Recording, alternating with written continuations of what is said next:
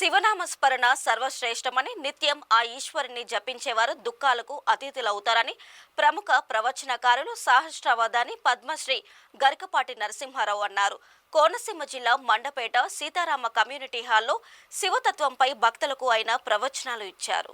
ఈ సందర్భంగా ఆయన పలు విషయాలపై తనదైన శైలిలో హాస్యాన్ని జోడిస్తూ భక్తులకు హితోపదేశం చేశారు. తూర్పుగోదావరి జిల్లా వాసులు గొప్పవారని, ఇక్కడ ఎవరు నెగ్గితే వారే రాష్ట్రంలో అధికారం చేపడతారని అన్నారు. రాష్ట్రంలో ఐపీఎస్, ఐఏఎస్లు ఒకరికి తొత్తులుగా కాకుండా నిజాయితీగా సేవలు అందిస్తే ప్రజలకు రాజకీయ పార్టీలే అవసరమే ఉండదన్నారు. కుటుంబం అంతా కలిసి తీర్థయాత్రలకు వెళ్లిపోయి కలిసి వెళ్లామని సంబరపడితే సరిపోదన్నారు. యాత్రలు ముగించుకొని వచ్చిన తరువాత కూడా అన్నదమ్ములు, అక్క చెల్లెమ్మల్లో అవే ప్రేమలు, అవే అనుబంధాలతో కొనసాగాలన్నారు. కాగా గరికపాటిని చూసేందుకు భక్తులు పోటెత్తారు. మండపేట పరిసర ప్రాంతాల నుండి విశేష సంఖ్యలో భక్తులు తరలివచ్చి ఆయన ప్రవచనాలను శ్రద్ధగా విన్నారు.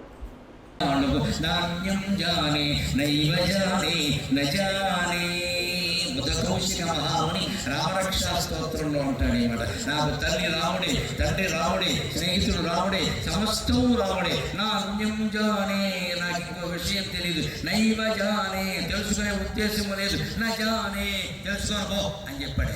అలా నమ్ముకోగలగాలి రామచంద్రమూర్తిని. అప్పుడు పరపురుష వ్యామోహాలు పోతాయి. పరస్త్రీ వ్యామోహం ఎవరికైనా పురుషుల్లో ఉంటే వెంటనే లలితాదేవి విగ్రహాన్ని చూడండి. శ్రీ లోకంలో ఉండే అన్ని విద్యలకి శివుడే.